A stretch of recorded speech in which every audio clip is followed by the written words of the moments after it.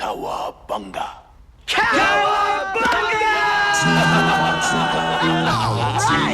I made a funny! Hello, everyone. Welcome to another Patreon movie commentary. Doing arguably, Bob, I know Bob would argue this one, the greatest movie ever based on a toy line, on a cartoon. 1990s Teenage Mutant Ninja Turtles.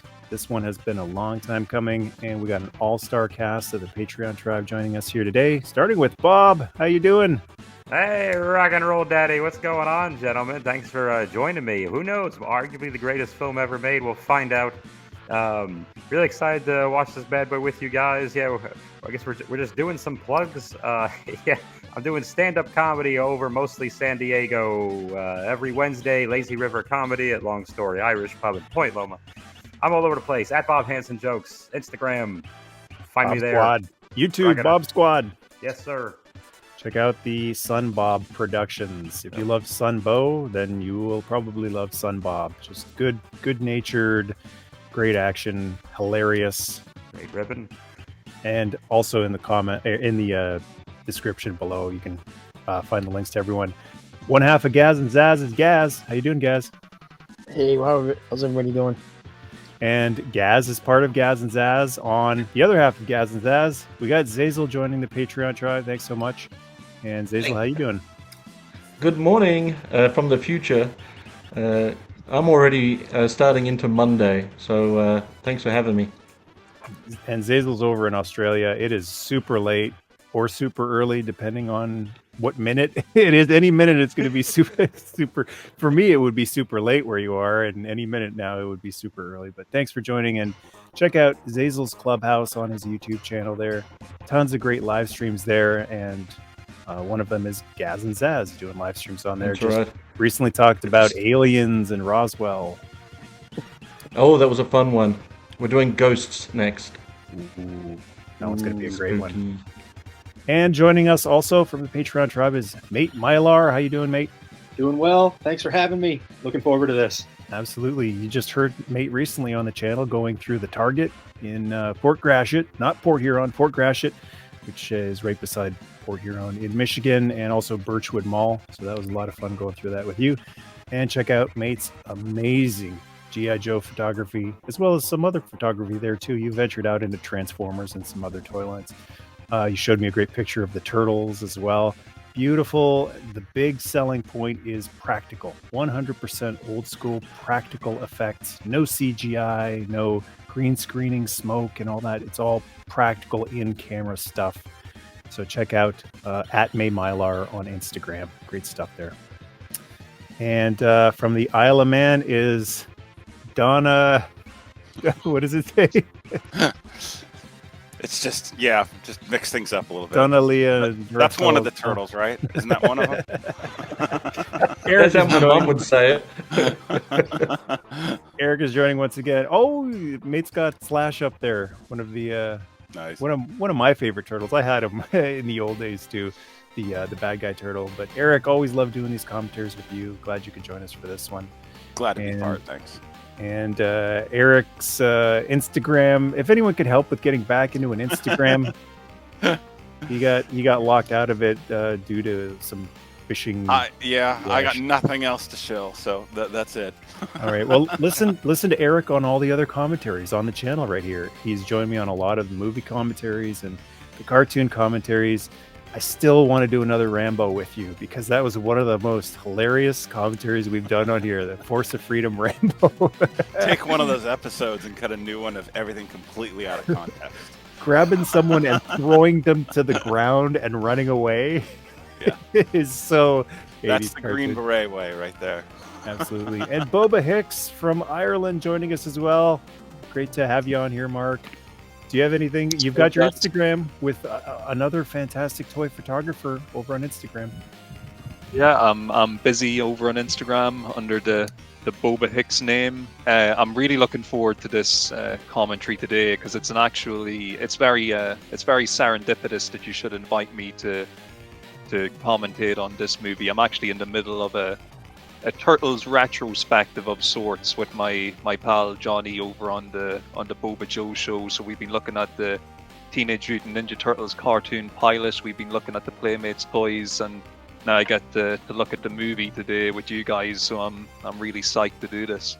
That's awesome, man. It's cool to be doing more turtle stuff on the channel. It's something that I've always wanted to do more of, and I've just never gotten around to it. But here we go. Arguably the greatest movie based on a toy line and a cartoon and a comic book, possibly. So wherever you are out there, whatever version of the movie you're watching, we've decided to sync everything up on the image that you get. It's after the New Line logo comes up. It fades in from black, and you see the New York skyline. So we're just a second fading in from black to the New York skyline, and that's where we're going to all sync up. I'm going to give you a countdown. 3, 2, 1, play. When I say play, you press play. Everyone ready? Ready. Ready. 3, 2, 1, play. I hit play. It's been a long time since I've seen this one. I saw this once in 1990, and I was forced to rewatch it during the pandemic in New York City, and that was it. So I've got a little bit of a refresher for this popular film. I actually saw this one in the cinema. A group of friends and I went and saw this. I was a freshman in high school when this came out. I saw this one with my mom, and it was one of the few movies I went. I went with my mom a bunch of times when I was a little kid, but this was a little later on. It was one of the few movies I went to see with her, and the line was so long. Turtle Mania was so strong. I had to go see it opening day, and we waited in line on opening day. So to this day, she always, when she sees turtles, she says, I remember that movie we saw, and we had to sit on the ground and wait an hour to get into she had never seen anything like that. She didn't understand like any type of mania, like Cabbage Patch Mania, Turtle Mania. She didn't understand like waiting to get in a movie theater. How popular is this thing? Well, when I saw this, we actually saw it on like a Saturday night. It was like a pretty late show. It was like 9:30, something like that. It was like the last show they'd done, and I was shocked because I kind of halfway expected the audience to be mostly kids still, and it was like tons of adults at the show. I mean, there were hardly any kids. I'm sure it was because it was late Saturday, but the theater was packed. I mean, absolutely packed. I remember that much. That's interesting. Yeah, we went on a Saturday. Sorry, Mike. No, go ahead. We went on a Saturday night, me, my brothers, and my parents. I probably was at the best age to be a turtle fan. I was around 10. My dog's found a toy. Hang on. Bring him on. Yeah. Get up on here. You want to be part of the show? Come here. You too, Bob. Odie and Chloe are welcome to join. Oh, thank you. Odie and Chloe are very much asleep, and they had a nice morning walk to tire them out. No. Okay. We had a nice long walk a little while ago, and Maggie's curled up in her bed right beside me right here. So, Eric, interesting. You mentioned like the older people. This isn't like a long time after it's during the cartoon run. So it's not like everyone had the chance to grow up and go revisit their childhood turtles. Mm-hmm. But yeah, I definitely was a big fan of the cartoon. Had not read the comic. So the movie surprised me as a kid because it was against what the comic, the Archie comic was way different too, but which is the one I did read. But the cartoon was so different from the movie that I wasn't sure if I came away disappointed or excited. I was disappointed at one thing though. Is we all went to the cinema. It was Saturday night, and my brothers and I went to the arcade at the cinema, and we were playing Ninja Turtles before the movie started, which you can't get a better start to a movie than that. However, we were silly and brought our toys along to the movie and sat our toys on top of the arcade as we were playing. And then Dad calls us to go to the movie. We're like, oh, quick, better run. We left our toys there and never did see them again. So someone out there is going that they found Ninja Turtles at the cinema one day, and if you have them, I hope you looked after them. Well, Xazyl, I got some news for you right here, buddy. What was you? Saturday night, a little bit older. Yeah. So I like that the movie is kind of a blend of the cartoon and the comic. They definitely wanted to get some of the darker elements of the comic, especially in the sense that it's just a dark movie. Even by today's standards, it's still pretty dark. I have a gripe, Michael. I have a gripe. I don't believe for 1 second that any woman who resides in New York City would freak out at the sight and sound of a tiny, normal-sized rat like she did. That's the most unbelievable part of this film. And there's 4 mutant turtles, and this is the most unbelievable part that any woman who lives there is like, oh no, a rat. As a former resident of New York, Yes, Bob I'm going to nitpick a little bit on some New Yorky things here. Is I this? Do you know if this is a Toronto film, this quote unquote New York movie, or if they did some filming? Most That's a good likely. question. But I was just going to say, I like the little homage, even though it wasn't trying to be 100% accurate to the cartoon. I like that she's wearing the yellow raincoat, Yeah, and we might never see yeah. it again. But that's a tip of the hat, and sometimes that's all you need is just what are those delicious member berries? Give me those member berries. They're so healthy and have antioxidants in them. For the soul. I'm looking up It's a good where song, this Troy. movie was filmed. It was North Kakalaki in New York City. I thought I'd remembered hearing Yeah. somewhere that they did do location shooting in New York City. They must have like like the skyline, right? Maybe that's what they mean. But Yeah. North Some Carolina. B-roll. Right, the farm stuff is Carolina, North Carolina. I mean, I can't because I got to imagine most of the budget would go to the costume, and animatronics, and this, that, and the other thing. Yeah. And whatever the $5 a day they gave these poor refugee teenagers who were sweating to death in these giant 200-pound costumes. But So these suits were made by the Henson Workshop, one of the last projects while Jim was alive. Do you think Henson was just sitting back with a stogie in his mouth and going, "More money, more money, need more money for this turtle movie"? that's not easy making green. You guys are great. That's my time. Thank you so much. Kind waitress. Oh, I look at this so differently now as an adult. Like I used to think it would be so cool to live in the sewer layer when I was a kid, and now I'm just looking at it going, "Wow, I don't want to touch anything I see on screen." Mark, that sewer is $3,000 a month right now. Yeah. Tetanus boosters not included, right? Yeah. So not being up to speed on the comic, one of the things that threw me when I watched this movie was the different origin of Splinter. That instead of mutating from Hamato Yoshi, he was Hamato Yoshi's rat. So this is actually where I have a slightly different experience than you guys, and I think I'm older than all of you by like 5 or so years. A lot. It's not the years, honey. It's the mileage. So the Turtles was actually kind of like after my time in terms of like kid stuff. Like when Turtles was popular, I was like a freshman in high school, right? But I had read the comic when I was like in 7th grade. Oh, really? So actually this, I was like, wow, this is actually really accurate to the Turtles ending, because I'd never really watched the cartoon very much. I mean, you know, it was impossible to miss at the time. You'd end up seeing a little bit of it here and there. But so this really rang true to me when I saw it, because I was like, holy moly, this is actually really like the comic book.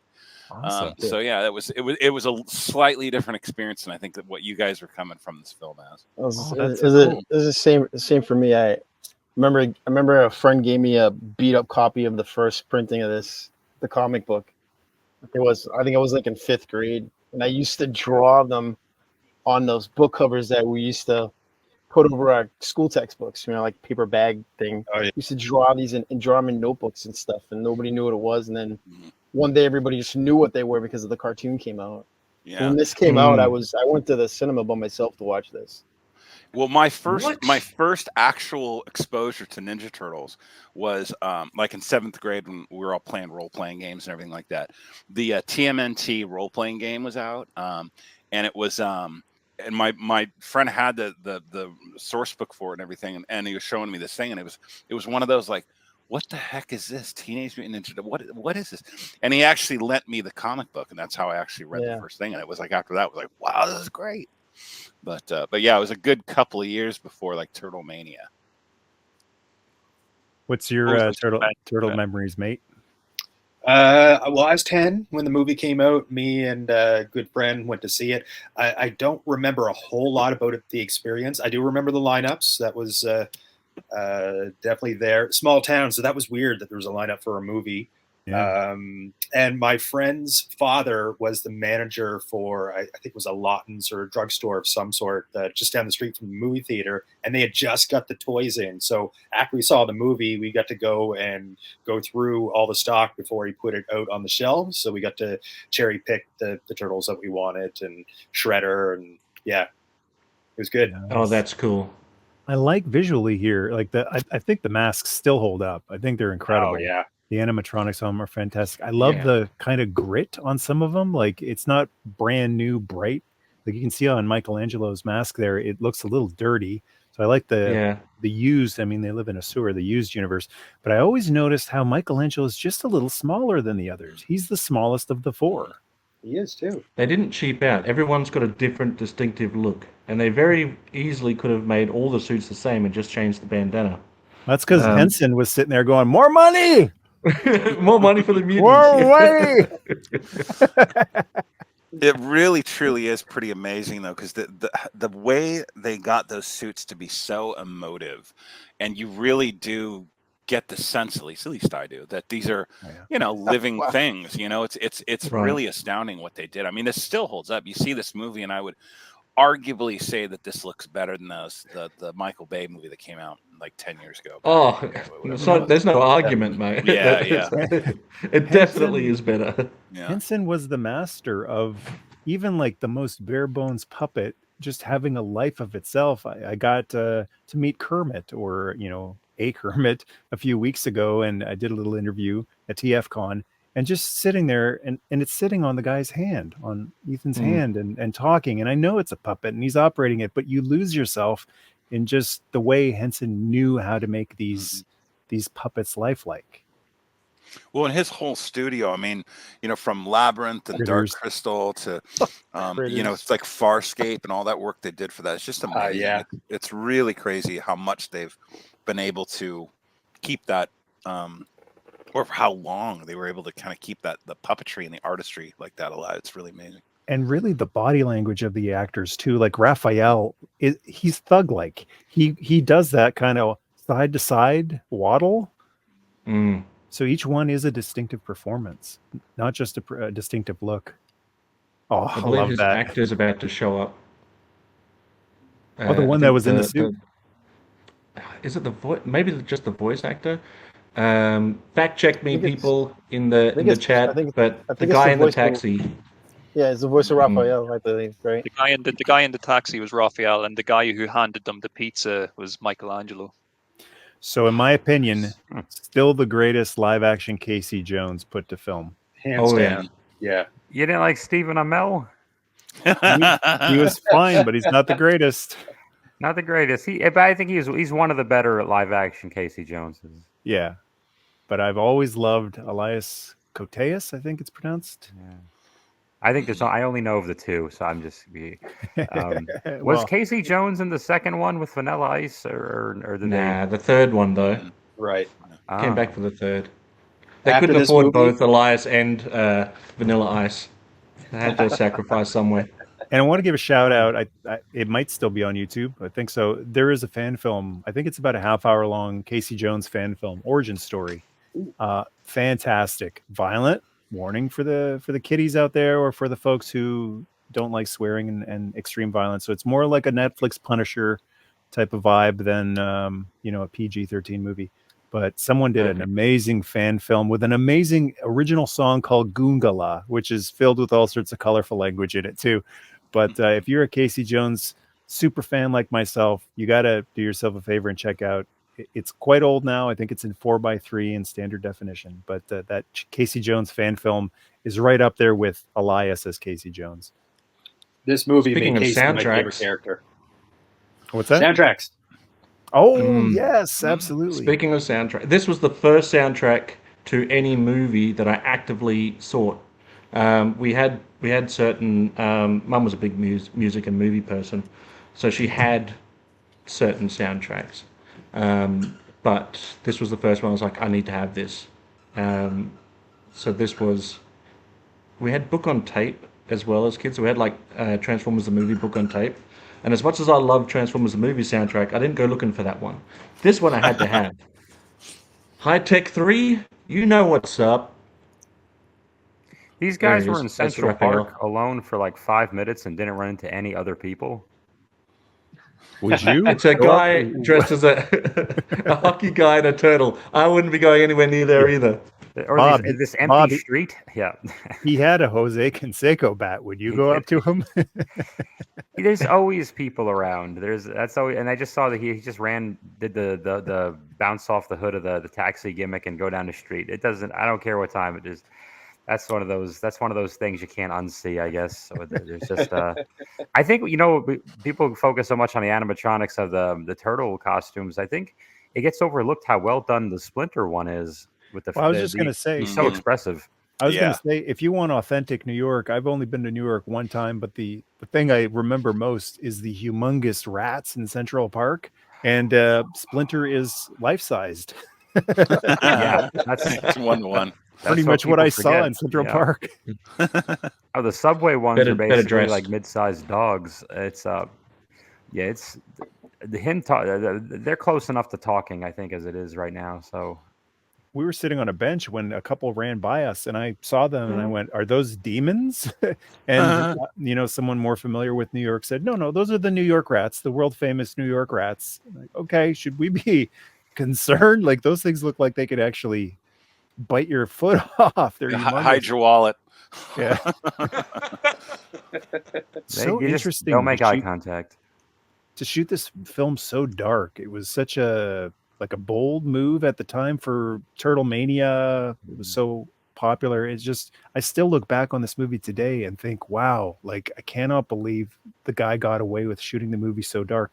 Probably Well, in he part had to to. hide the limits of the Yeah. suits a little bit, but it works so well for the movie. Totally works. That would be my guess too. Is just hiding the flaws just a little bit. That there's not much to hide, but yeah, it does. It also gives it that kind of almost semi-noir look. And I always wonder if it's part of that was given that the comics were in black and white, at least the ones I read were. Yeah.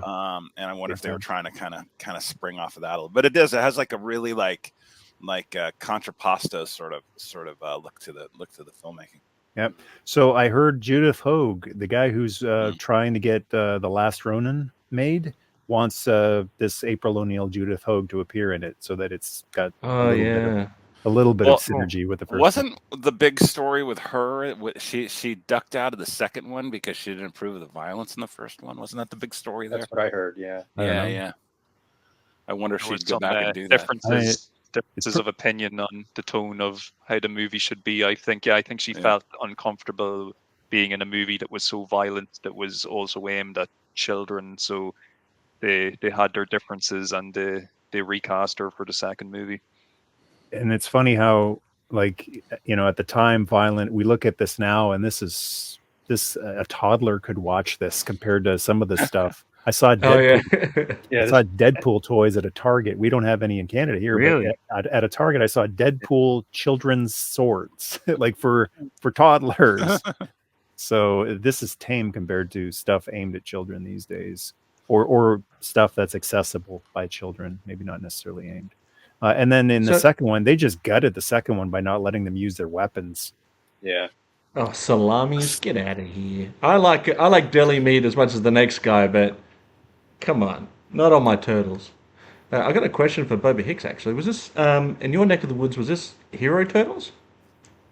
Yes, this movie, as I saw it in the cinema, was Hero Turtles, and I also saw a fairly heavily censored version of this movie at the time, because in Europe, not only are we afraid of the word ninja, we're also afraid of nunchucks.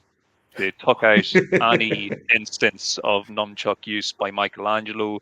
The chuck off that we'll see later on in the movie, I did not see in the cinema. It was completely removed from the film. It was deemed totally unacceptable by the censors. Even the ending of the movie has been changed slightly because there's a nunchuck involved in that too, and that was edited it out. So yeah, I saw a kind of different version of this movie the very first time. Wow. In Ireland. They had a problem with violence in Ireland.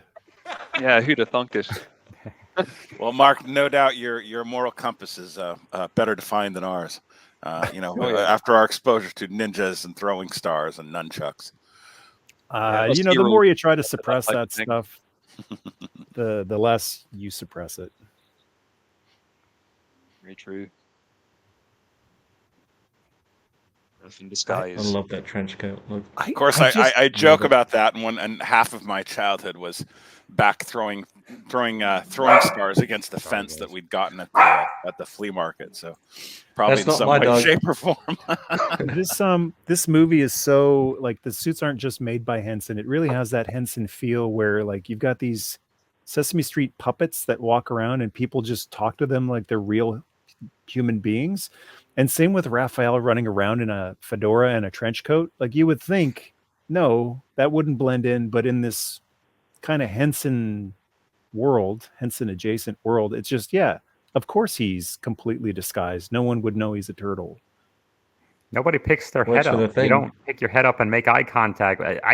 I probably might have passed a few mutant turtles in my 8 years living there and would have not known. Everyone has headphones in, eyeballs down. That's it. Oh, Who I knows? what love we could that have walked shot past. there. I love that shot of grabbing the side. Now it's on. Oh, Was dear. anyone else And surprised? they're not that robots. Sorry, go ahead. Oh, they're not robots. No. They're living ninjas. Yeah, I was going to ask if anyone else was surprised that they weren't robots. Yep. Well, I mean, They're cheaper. coming from the comic books, I wasn't surprised. I was more of Me a too. comic fan than I was the animated. I watched the miniseries, but that's about it.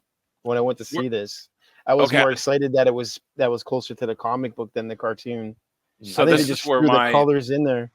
this is where my ignorance comes out. In the cartoons, the foot were comics or were robots. Yeah, the foot soldiers were Oh, robots. in the interesting. I cartoon, didn't yeah. know. I didn't know that at all. Yeah, so they could explode. They're basically Mhm. exactly like bats, so that Gotcha. you know you could hit them with the nunchucks and they blow up. But mate, what were you saying? I was just talking about the robots. I was yeah. super happy when they weren't robots in the movie.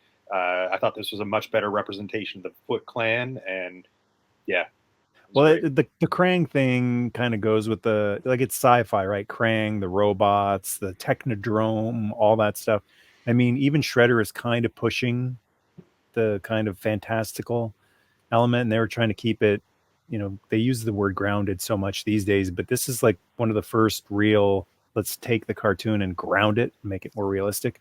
But the important element why this works so well is they didn't leave out the fun. So many times they ground it and then they leave out the fun, right? It's got to be serious. And this was grounded and fun, super fun. Yeah, it's like they took the comic book idea and just sprinkled in the TV show or the cartoon Yeah. into it, basically. This is right out of the Hey, Bob. cartoon or similar to the cartoon.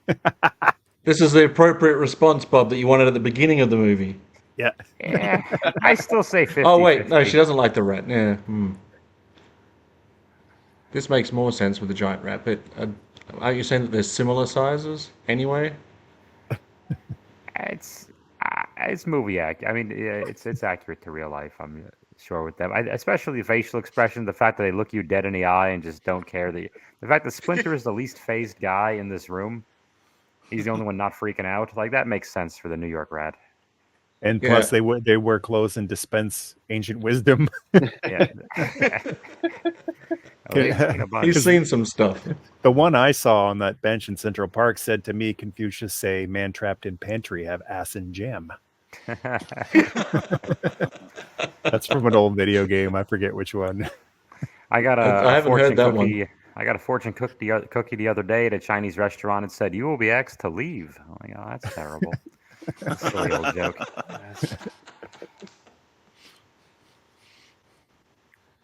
I haven't watched This a lot is of also Turtles leading up. As far as backstories go, I think this is one of the more entertaining ones. And the fact that it's on the soundtrack as well and just as entertaining as a piece of music, yeah, I love it. I love that it's all like Henson Workshop puppeteering, like they puppeteering the rat. I wonder if that was Steve Whitmire puppeteering the Splinter Rat. Well, one of my favorite sort of Because he's little Rizzo, I should just say, because he was Rizzo the Rat. One of my favorite little factoids about this whole origin, though, is how this is essentially kind of almost a satire of Daredevil, and the whole idea was the stuff, because the stuff that the Turtles got into is the same stuff that blinded Matt Murdock, and instead of stick, you have Splinter, and instead of the hand, you have the foot, and all. I always thought that was really, really clever. And it's yeah, it was one of those kind of nods to comicdom there. How These good are do these hilarious. practical effects look? I love them. They're hilarious. It's so good. It's so Henson. Radical. Pure Henson. It reminds me of the skit from the Muppet Show where Kermit was dancing in the white suit. Oh, yeah. Kind of what it reminds me of. I like Same as it Raph ever was. using the sigh to pick his teeth. Yeah. Yeah. So it's the voice actor of Splinter is the Elmo guy, right? Oh, Kevin really? Clash. Is that him? Is it? Wow. Yeah. Interesting. Different. It's the only bit of information I have. Little bit of different personalities from the cartoon as well. That was an adjustment because Michelangelo is still kind of the fun-loving party pizza guy, but Donatello not the tech whiz in the movie. Raphael is a thug in the movie. He's always spoiling for a fight. He's not really sarcastic, the Chandler Bing of the movie. So a little bit different turtle personalities in this. Oh, well, Donatello does start fixing the car with Casey Jones later on, so it's a bit of a tinkerer. Little bit of a mechanic, but he's not creating a turtle blimp. Which I saw a fun meme the other day that said the turtles study ancient ninja martial arts in order to stealthily move about the city undetected. And then the second picture was also the turtles, and there they are in the turtle blimp.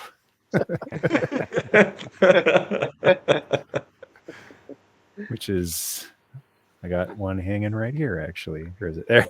How there it good is that? Stealthy Ninja Turtles. It might be big, but at least it's slow. What kind of mileage does it get? Gas mileage. I don't know where they store it either. Would be there's a whole lot of problems. The blimp is somewhat problematic for the turtles.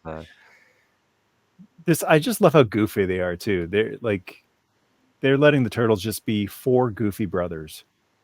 They're serious when they need to be, but there's also these lighter moments. Well, it's the teenage element. Yeah, exactly. It was April during this scene. I'd obviously be really grateful to the turtles for rescuing me, but I'd also be just looking forward to them leaving so I could change out of the clothes I've been wearing in the sewers. She's literally just walked through sewer water to get home. Get these guys out of my apartment. I need to wash pronto. Yeah. Boy, and they bathe herself in Purell. And they still make these masks for cosplay, for conventions. Casey over at the prop shop in Port Huron, Michigan, makes them right in the shop there if anyone wants to get a mask or a full suit there. But this is 1990, and to this day, people are still getting these made for costumes, for conventions, because this is the gold standard of how turtles look in real life. How can they tell if it's messed up or not? That's what I was just thinking. Yeah, exactly. How different did it look? It's a mess. They took the coasters. There is a scene, I think it's right before level 3 of the first Nintendo Turtles video game, where they do come, they find their turtle lair trashed and Splinter is missing. I think this is after you swim through the electric eels and all that good stuff. That game might have ruined my entire 4th grade performance. It was brutal as a student. Oh, goodness gracious, that was pain. This kid's a troublemaker too. Delinquent. He's just lucky he's not a robot. He's glad he's not a robot. So in the cartoon, then the Foot Clan consists of Shredder, right, and that's it. Yeah, just Shredder, and the rest are robots. Yeah, pretty much. He doesn't have any other human and mutants, right? I guess if you want to include some of Bebop and Rocksteady affiliates, I guess more than members. Yeah, but yeah, just Shredder.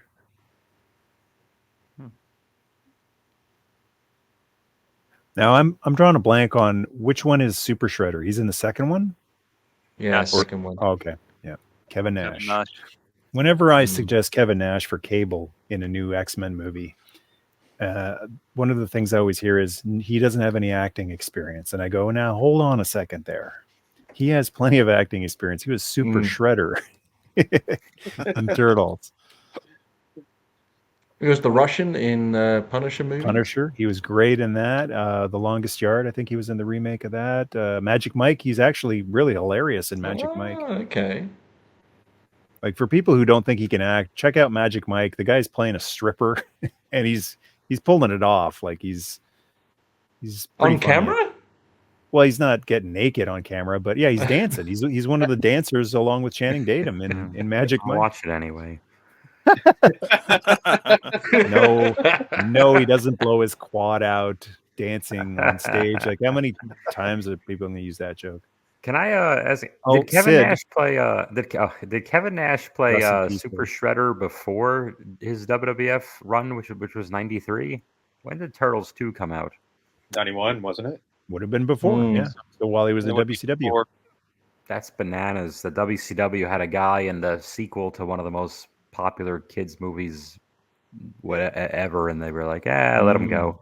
Probably he got the part not because of WCW, but in spite of WCW.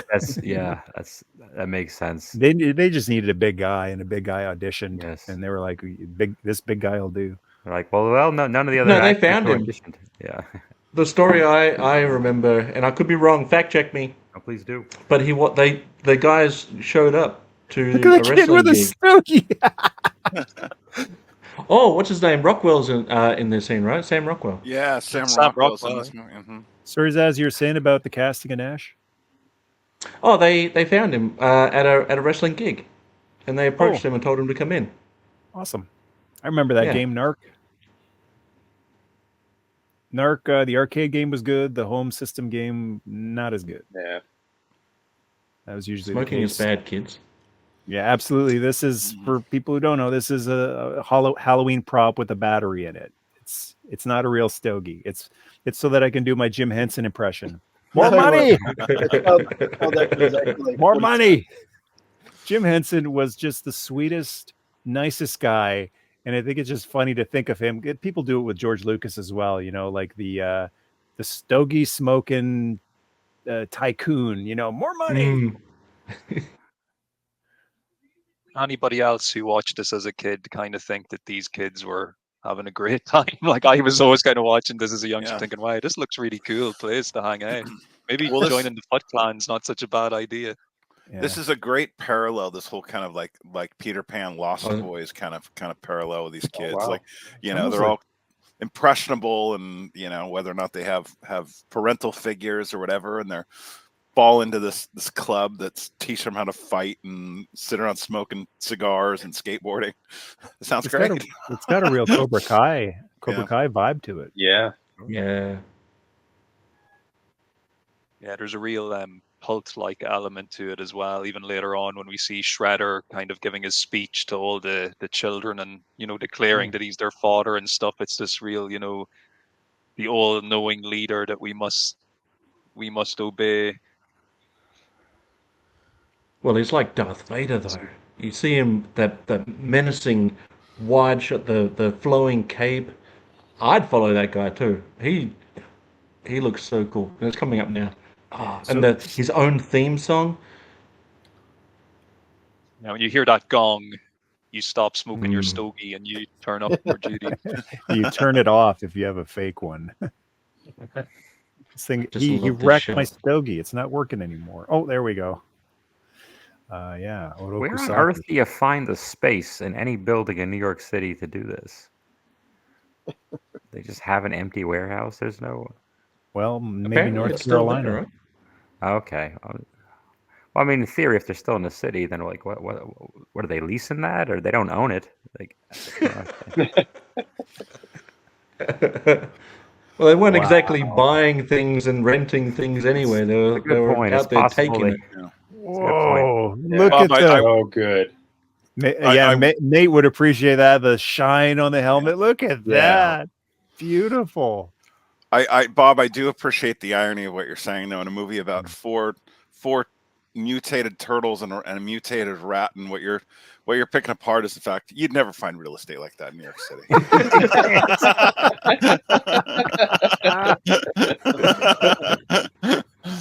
It's just gone too far. That's just too unbelievable. Yeah, no, also. And the fact that the Domino's guy was anywhere near on time, I'm like, okay, let's stop it.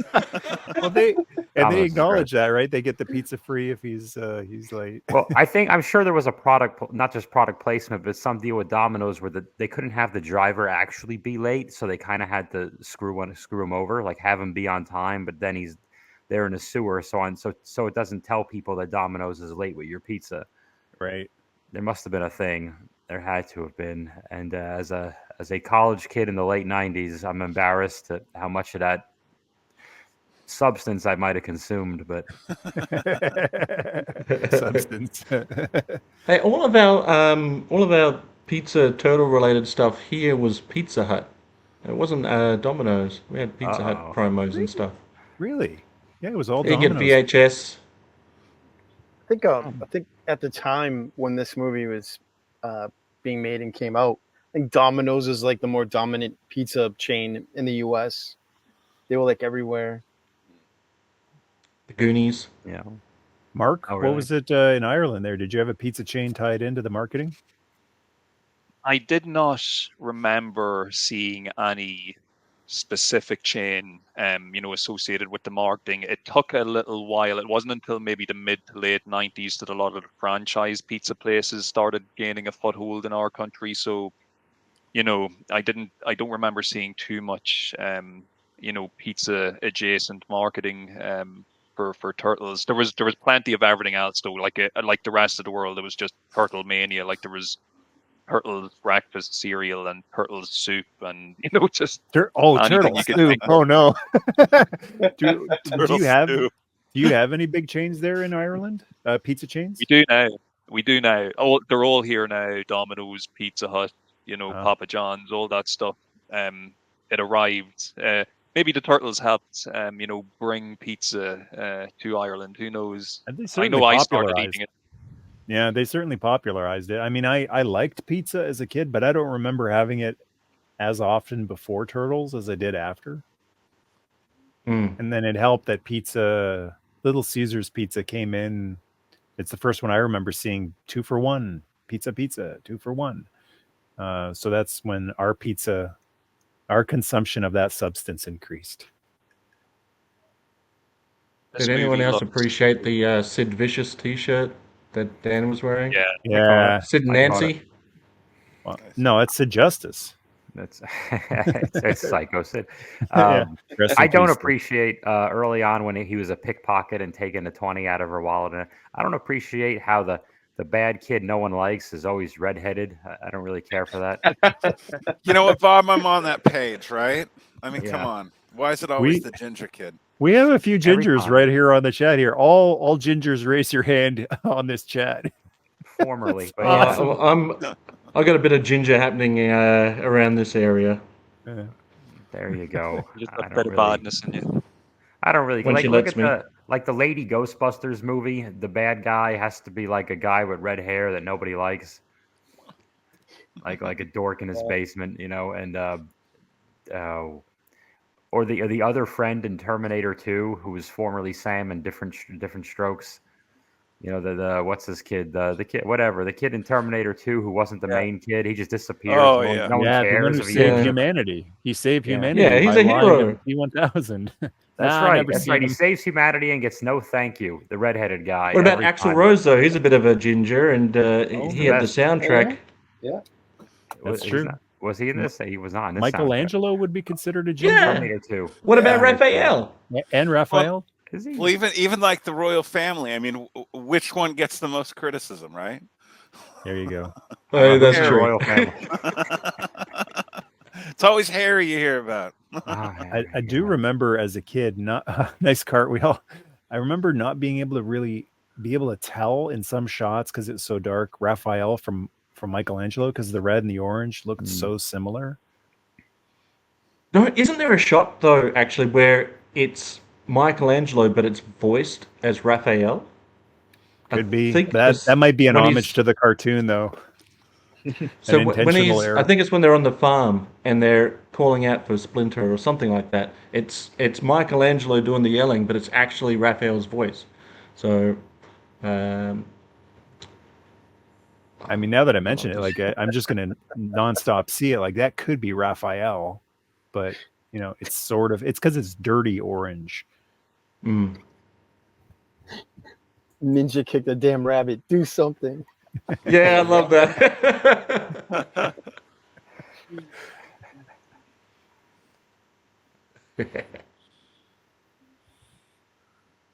Oh, there's the yellow raincoat again. Oh yeah. Yeah. There's a nunchuck scene coming up, Boba, that you might not remember, but it's very good. Oh yes, no. Luckily, I did get to. Thankfully, I got to see the proper version of the movie multiple times as an adult. So, but yes, my mind was blown the first time a pair Do of they- nunchucks was wielded on screen. I had to leave the room temporarily. I thought I would faint. Let me guess. In Ireland, they call it the Verhoeven cut. All them Just- sticks on a chain. It's just the term for when something is ultra violent. The Verhoeven cut. Now, isn't it right in here somewhere in the scene where that meme that goes around all the time, or where Raph's mouth is open, you can see the guy's eyes through his mouth? Oh, Isn't that like right up here? I thought it was later on in the farmhouse yeah. and Donatello. Okay. It's Donnie. Yeah. It's a Wow, Kodak that's- moment. That's a Once funny you thing. see it, you can't unsee it. Well, it's a funny thing when people do that. They freeze frame and they go, "Aha, I caught it." But I mean, that's one thing to catch something interesting, but it's another thing to have it ruin the movie for you because it's not meant to be freeze framed right there. Like, Yeah, that's right. It's like when Bishop reaches up to grab Newt at the end of Aliens, and you can see the hole he's in. It's like Right. it's fine, blink and you miss it, but you know, I guess what my major problem is with people who do that is when you don't talk about the great movie, and instead, the only time you speak up is to talk about, aha, gotcha. It's like there's so much good Well, stuff. Okay, yeah, they made yeah. a screw up, and let's talk about it. But we're gonna talk for 90 minutes about all the good stuff too. Well, that's all over the board though too. It's like even the Disney movies where the animators had snuck in a frame or two of something objectionable, and it's like when a lot of those movies came out, it was before any sort of home video. Nobody had the ability to stop it or look at it frame by frame, so nobody ever found that stuff till 30, 40 years later. So You can't go back and judge things No. back then by today's standards. That's a major issue with today in general. Is there's a lot of judging going on, judging what happened then by today's standards, and I hope I live another 20 years so I can see them judged by what they said today in 20 years, which will be Right. so cancelable and inappropriate in 20 years. Hey, Mark, Oh, yeah. avert your eyes now. Hot here. Isn't it crazy how the tone of the movie just shifted so quickly? Like one moment Raphael is on death's door and you're really worried about what's going to happen, and next thing we're all just cracking jokes while we fight these fun ninjas. Nunchuck competition. Oh, Come so on. cool. It's so cool. Nice. So how did they cut around the scene and make it look anyway decent without Michelangelo? They just chop it out. He's flipping guys, and it's just omitted, and it's too bad. It's completely silly. Speaking of silly. Oh, that was awesome! Right with the sound effect Gotcha. too. Yeah. Now it's pretty tough. I mean, you can hit people with the nunchucks and not have anything gory. That's great. Spin that wheel.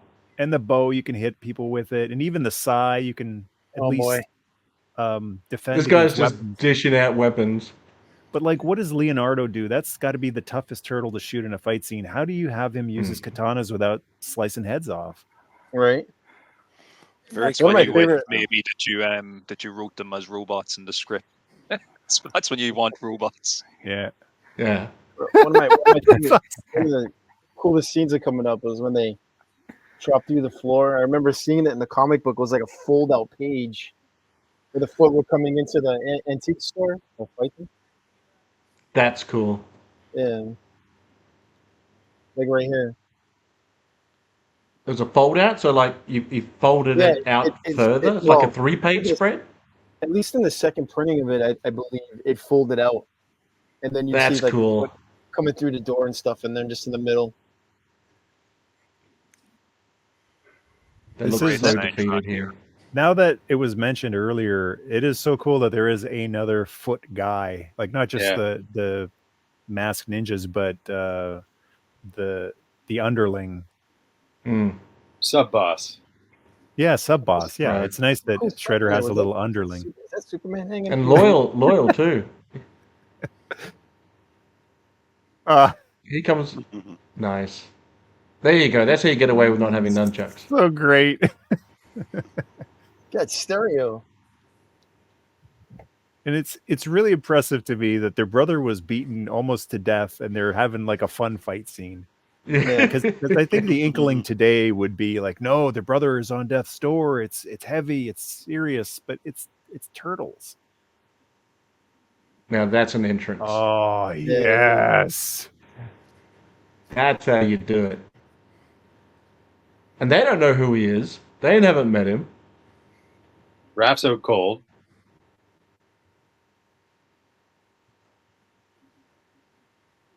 The dating scene is so tough in New York City that you got to hit on the one girl you see in the movie. The steroid comment. I mean, you know, he's not that big. Yeah, he's just in shape. I think. He's about the same build as Wayne Gretzky, so. Yeah. And plus, Wayne never wore a hockey mask. I don't know. Yeah. Nitpicking is fun sometimes. Now, did Music's so good. the viewers of the cartoon, did Casey Jones ever take his mask off in the cartoon? I don't think so. Oh, No, No. he always And he had was- it on. He wasn't was as cool either. He was a Not at all. psychopath. They gave him in the cartoon. They gave him Clint Eastwood's voice.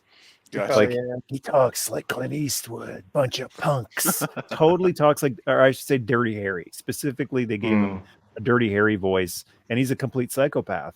Like yeah, as much of a psychopath as you can be in a children's cartoon. But yeah, he ain't all there in the cartoon. if there's any kids in the room watching with your parents now, that's an answering machine that you're hearing the voice. Yeah. We still didn't like answering phone calls even back in the 90s. It's called screening your calls. Hi there, just Nice leaving combi. a 17th message. Just wondering why you're not returning my calls.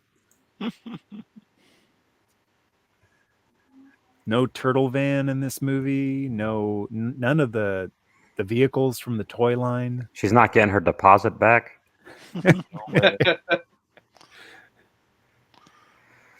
He staged it for the insurance claim. She ain't Yeah, got you rent. should feel bad, Danny. I hope Danny feels really bad about all the trouble he caused. I He think should. What this movie, in retrospect, I think this movie is the last of the era where nearly everything was you were able to make a joke out of, right? And then it got pretty PC heavy after that. But especially when you think about there's a joke that they make about being claustrophobic, and it's like a homophobic joke. It's funny, right, but you yeah. couldn't make that kind of joke today. The Yeah. level of violence with children smoking, the running around the sewers. I don't know what it was like with your neck of the woods, but there were kids in Australia hurting themselves because they were playing Ninja Turtles, jumping off of high things, going into drain pipes. We don't really have an underground sewerage thing, but you'd go into all the drain pipes and the storm pipes and stuff that were big enough to accommodate a 10-year-old, getting stuck, hurting yourselves, getting cut up. Wow. So it was a legitimate phenomenon. But we got the turtles in Australia a little bit after the in America to a point where I had a friend that moved over from America, had a VHS copy of Ninja Turtles, and he knew all about them, and he knew how big they were where he was from, but we had no idea what they were and didn't really care, right? He thought he had the best thing. It's like, check out this VHS. I was like, we don't know what this is. And then they started to trickle in. The cartoons were starting to get advertised. The toys were starting to show up. And he goes, this is what I was talking about. This is what's happening back home. It was a wild time.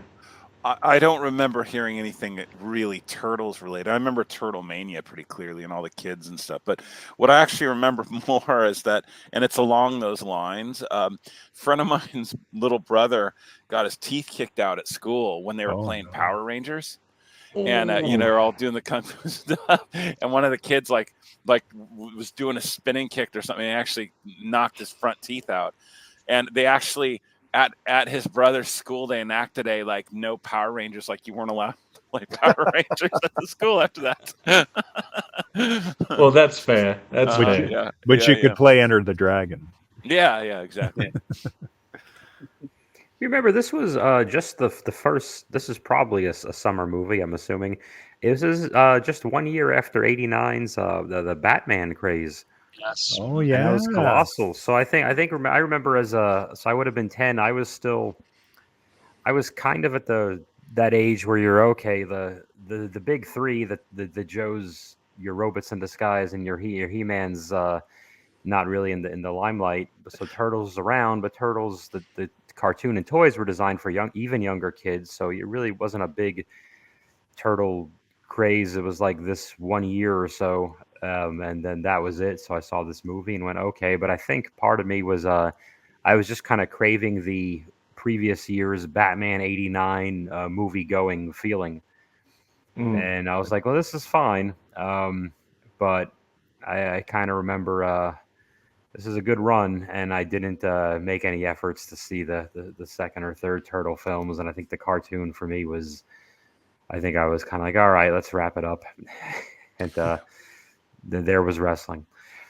Well, There's always wrestling. This movie hit like kind of a interesting quality bar for like between like Batman and this one. And I remember at the time thinking like, oh wow, comic book movies have really arrived. Like this is going to be the dawn of a golden age of comic book movies, and how wrong I was. But of course, it paved the way for 15 years later.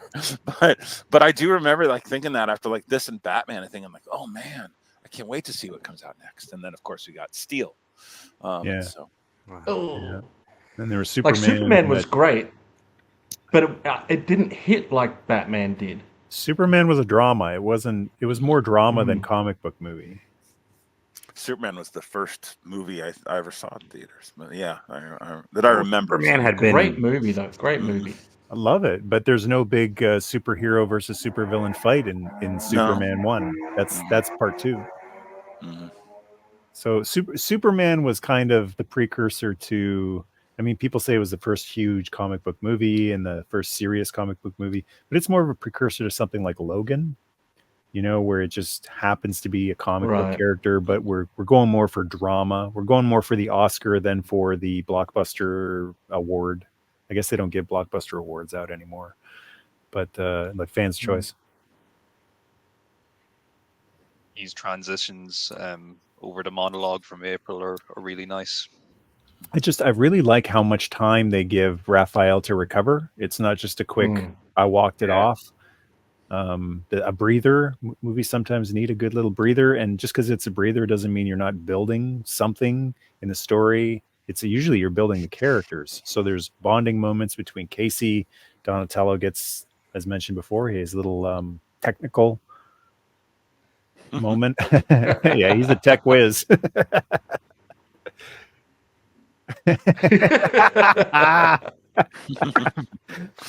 Well, I really like that in this movie that it's there's funny parts and there's definitely some slapstick, but I would go so far as to say that I don't think anything is silly.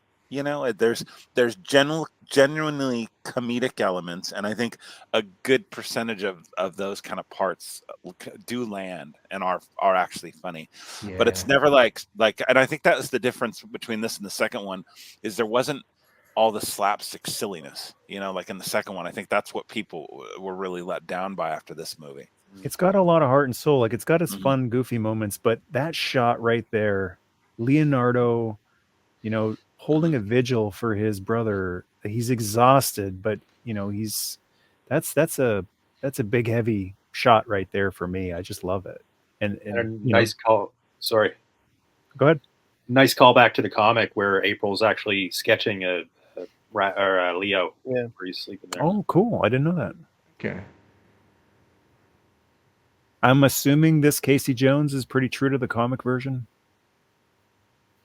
I actually don't remember the character at all. Some romantic tension here. Toots. I do not remember Elias being like a halfway decent looking dude. You know, I always remembered him as being kind of a slimy scum thug, but he's kind of like He's got the look. Yeah. He's got the hair. He's got the. I didn't remember him being this well built. He's a pretty athletic shape here. He's got his inner Keanu Reeves going on right Yeah, here. exactly. Whoa.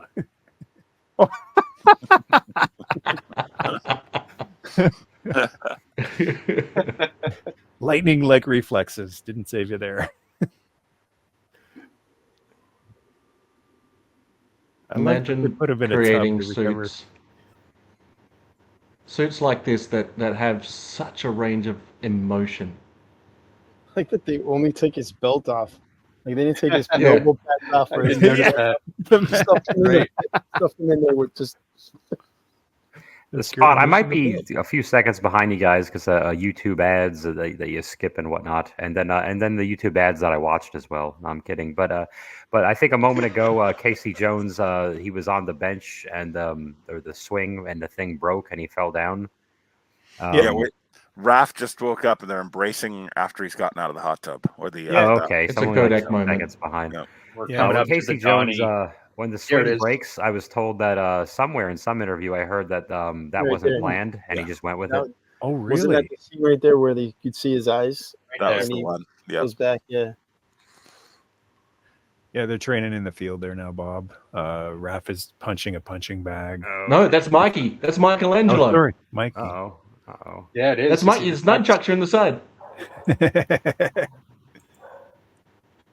Oh man, brutal. They're really torturing Splinter. He's been through worse. Another day at Pace the of office. this film is perfect. It's so well paced. Was that a box with Archie comics? I just can't buy this whole scene thanks to Bob now. Where would this be? And why are there no Teamsters there? I mean, come on. A Technodrome would be more Unloading realistic. something. A Technodrome would be more realistic than this, right, Bob? Well, no, because where are you parking it? Yeah, gangsters with baseball bats would be showing up about right now. Central We Park. No, understand you're moving stuff off a boat right now and didn't let us know. The gangsters wouldn't be out that late at night. It's too scary. Bob, they could park it in Jersey. Okay. Well, let me see. Hang on a second. How are they getting it over the bridge? Ah, jeez. Go through the water. This movie would never happen. That's the thing. If I was in charge, this would never happen. Does Roth have his size? Where'd they get his size from? They picked him up, right? When he fell through? The foot threw him over the side of the building. That's right. Yeah, but didn't Casey Jones get them? I'm sure Casey got probably. him. Maybe Probably. I don't know. I was gonna say because he went nuts because he lost the one. Well, they have shells, so who knows how many he's got in his shell? There was a Like storage, those open up. storage shell turtles, right? That's What probably is what they this? You couldn't do this anymore either. This would not ship today. No. It's a pretty forceful massage. do. Oh dear. Turtle lax. I went to an ad for Golf Galaxy, but I'll catch up with you. Yeah, just Bob, perpetually keep jumping forward 2 minutes. That's what I've been doing. Yeah. Eventually, you'll be ahead of us. Yeah, I don't know what's going on with this massage here. That's what are we doing, kids? Well, the way he grabs her and like smashes her down, she Mm. probably compressed Yeah. C4 and 5. Yeah, It's like that scene in Blade Runner, you know, the fairly forceful the kiss between Deckard and Rachel. And Oh, yeah. every now and then in some of these old movies, you see it's like we were just talking about it. You see those lines and little things that happen. 16 Candles is the worst. There's some lines in that are just cringeworthy now by today's standards. Yeah, but leave it in. Don't edit it out. I mean, No, yeah, of it's- course, but I mean, still, it's like there's parts with like, ooh, you know, it it's- reminds you of when something was made. Yeah, Put it that just way. just because it's in there and just because you see it doesn't mean it's gonna happen, and we encourage it. No. Yeah, I well, think it's more I'll put it a insulting to different way. whitewash It reminds me how far we've come. Oh, there you go. Yeah, the Gene Roddenberry way of Yeah, looking yeah. at things. Look how far we've come. You can't even say spaz anymore. Yeah. And one of the turtles just called the other turtle a spaz. You can't use that now. It's out. No. Oh, You no. can say Gazz though, Oh yeah. and Xaz. We're bringing it back, guys. Add a Gazz third- and Xaz shoot add a- the spaz. Add a third guy to your team and call him that.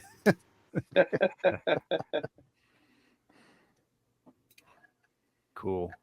Little meditation moment. Getting back to the ninja origins. Okay, I'm the same. They're Bo- meditating in front of the fire. Boba Hicks, they're doing mystic ninja stuff. You might want to look away for a moment.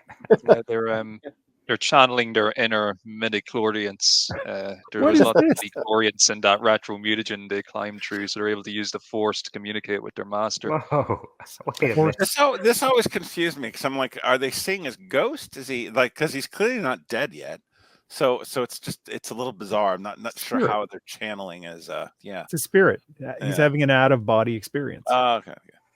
They took some of that Joe Rogan DMT. He's always pushing on everybody. But too much, too deep. Okay. Let's not turn the rest of this commentary into mushrooms. Half hour of mushroom conversations.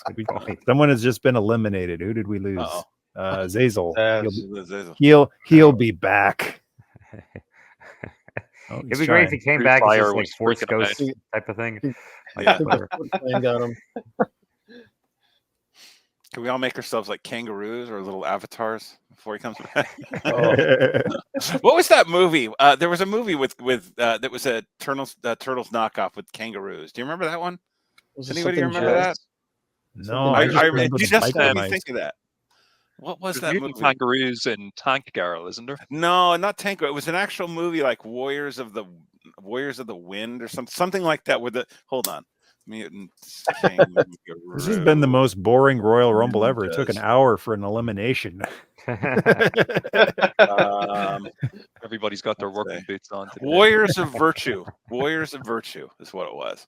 It was in the days of the Ninja Turtle knockoffs, and it was literally like 3 mutant kangaroos that were all like ninja warriors. That'd be one to watch, boy. Wow. Big contemporary kind of knockoff I remember from the time was Samurai Pizza Cats. That was Love that show. Yeah. They fixed the swing. Adolescent discombobulated samurai tortoises.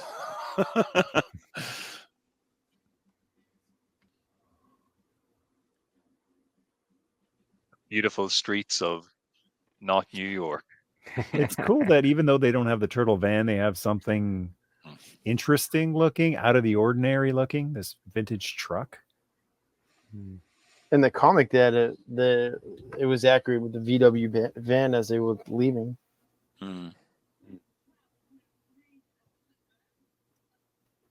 I understand how Casey feels here completely.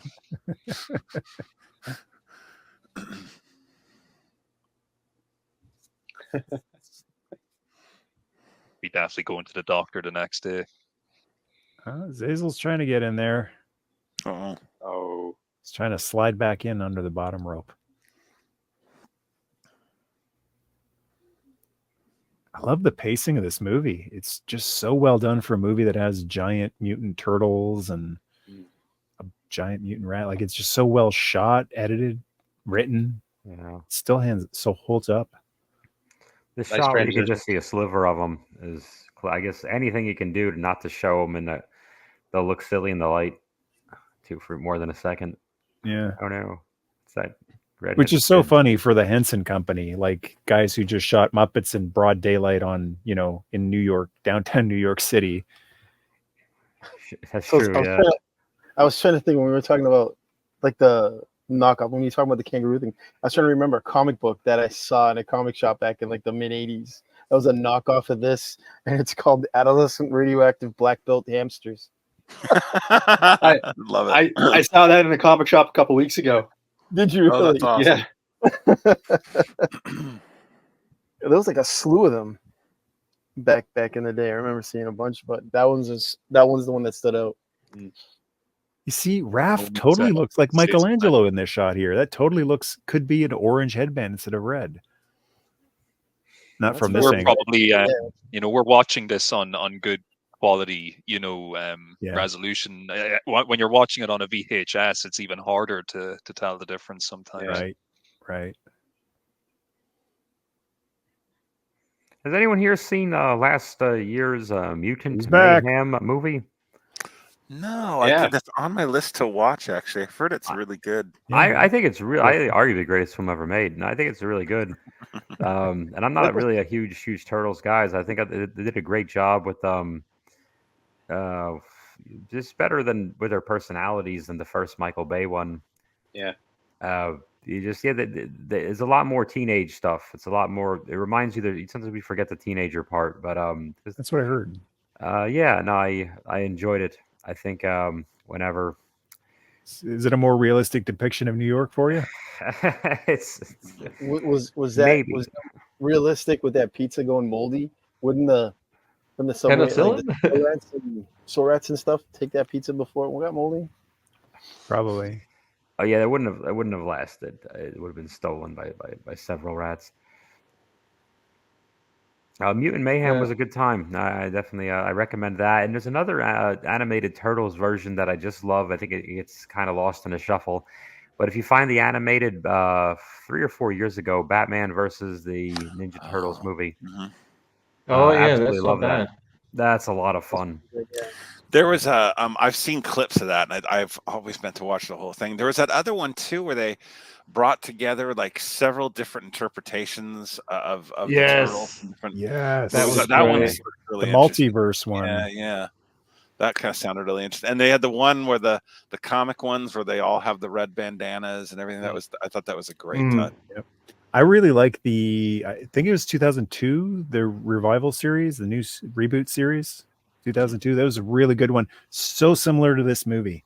A little dark, still a little fun, a little goofy, but dark, and quite a bit more serious than the 80s and early 90s cartoon.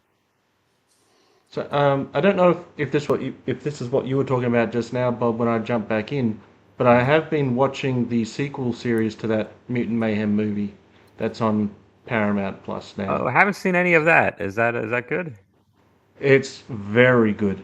I'm halfway through it. It's got like 2 main story arcs to the season. I've just gone through the first story arc and I am enjoying it immensely. Really? It's funny. I love the style. It's not too kiddie, but it's not over the top dark. It's like how the movie was, but maybe just a little bit more for TV than the movie could have been with the Mutant Mayhem. But yeah, it's so That's good. fun. Check it out. It's on Paramount, the popular streaming service. I didn't even know. We they take what we followed can up. get down here. This is a friendly audience, Bob. But I do like your nickname for Peacock. Bob and a half shell. Can't take the credit for that. A clever nickname for the NBC's the Peacock streaming platform. But be that as it may, I do have Amazon Prime, and I watched that Batman Cape Crusader. Not to completely derail it from Turtles, but I enjoyed it. I enjoyed it. Not everybody did, but I liked it just fine. It did the job. It's a little known fact that Michelangelo's first name is Bob. Is it really? Oh, yeah. Italian Renaissance painter Bob Michelangelo. Little rat and mimicking him. I see it. I love how they go black background for all of these flashbacks. Yeah. So cool. It's very stylized. Yeah, I love It it. really it super focuses on the guy telling the story. It's very Stranger Right. Things. Oh, that's true. It's also a nice way to get around having to build sets that look like you're in Japan. Right, because no more money. That's true too. More money. But it's also like theater as well. It's like, yeah, that shot where he comes back and finds her. It's hardcore. Tragic. That's hardcore. Right Yeah. there. Call me crazy, but I've always preferred the variations of the stories where Splinter was a human and got mutated because there's kind of a conflict where he's had the human experience and then the turtles haven't, so they can kind of have that argument. But I never really was big into Splinter. Literally was a rat, and then now he's a rat who. Yeah, I don't know. It's a very So within the story of this movie, he's already quite an extraordinary rat since he's able to mimic, ninjutsu Right. Yeah. before he's even gone near any type of mutagen or anything like that. He's quite the creature. Right. Yeah, right. it's a and little I bit get of the kinda lost Muppet in it. verse. It's a little bit of the Muppet verse seeping into this. Even pre-mutagen, this rat is doing martial arts, so it's a little bit of Rizzo the Rat type of True, stuff. and don't forget also a karate expert, Miss Piggy. That's right. Now, how much better would this movie have been if instead of the 4 turtles, they just cast the Muppets as the turtles, so Kermit as Leonardo. Yes. Can I just say Animal as Michelangelo? Gonzo as Donatello. I was just gonna say Gonzo's Donatello. Yes, 100%. And Raphael would be I don't know, Fozzie, I guess, or Rolf. I reckon Animal would be Raphael, and Michelangelo might be Fozzie. Yeah. Maybe, Miss Piggy yeah. as Shredder. Yeah. He could be a great Shredder. Miss Piggy's gotta be. Yeah. The Hoof Clan. Turtles has crossed over with just about every property, so Why not? it ain't WWE as well. Yeah, they that's did right. those. It ain't an Why not? impossibility. Turtles, He-Man. When yeah. was Muppet Babies? That was like like That was like 85, 86, right? 85, 86? Too early. Yeah. If Yeah. only there was some kind of internet. I doubt it, seriously. It's Well, effort. Muppet Babies And is it's one of early. those shows. It's 84. Sort of like Wonder, yeah. Oh, was it? Okay. Well, it's one of Really? those shows, sort of like Wonder Years, where they've had the hardest time like replaying it anywhere, is because the rights around all the music and everything, Yeah. and the movie clips and everything is just really knocked it out of the Yeah. park in terms of re-release. Because at the time it was all just handshake deal, or not even handshake, just like literally like or Lucas calling up, or was it Spielberg calling up Lucas going, "You mind if we use Star Wars footage?" "Ah, sure." And no document was required, and that's just Then different time now. lawyers have gotten their grubby hands on it and ruined everything. Can I just say how glad I am they went with the comic version of the Shredder as opposed to the cartoon version? Yeah. Yeah. Much more appropriate. He needs to be a little more serious it's Batman and Joker, right? He needs to be the straight guy to play off of the goofy, funny turtles. Yeah, This This guy Shredder's doesn't dine on turtle soup. It's a problem with a lot of modern stuff where when everybody's Batman, it's just not as interesting to me when Batman is fighting Batman. Yeah, at least they didn't try Is and that- give Shredder some type of backstory that made him likable in some way, or Right. made There's, him seem like a conflicted individual. I like when my bad guys are just straight up bad guys with no redeeming qualities whatsoever. Yeah. There was agreed. Maid'll understand this reference. Raphael was doing his Pierre Polyev impression there, eating the apple. The nonchalant apple eating. Yeah. Our the guy who is going to be running for prime minister next year kind of turned himself into a worldwide superstar by the way he dealt with a difficult reporter while he was nonchalantly. Yeah, I eating an saw apple. that. Yeah. That just reminded me. Even there. we saw that. Yeah. By who? I'm gonna have to look that up. That By sounds great. who? I am. What are we? An hour and 20 minutes into this movie, still astounded at the range these suits have. Like not just facially animatronic, but the martial arts they're able to perform in these suits, and the actors to this day still do conventions. I was in the suit. I'd love to talk with one of them about like how are you able to do these moves in these restrictive latex suits?